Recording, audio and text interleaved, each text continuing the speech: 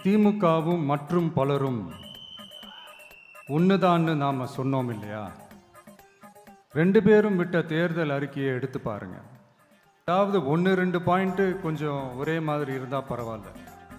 ஆனா அவங்க என்ன பண்ணி இருக்காங்க தெரியுமா? ஒருத்தர் 10,000 கொடுத்தா இன்னொருத்தர் 8,000க்கு கூப்பன் கொடுக்கிறாரு.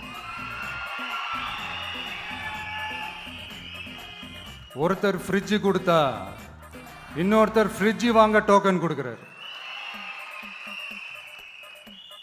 ரெண்டு பேருமே மீனவர்களுக்கு 12,000 ரூபாய் கொடுக்குறாங்க. ரெண்டு பேருமே பெண்களுக்கு 2,000 ரூபாய் கொடுக்குறாங்க.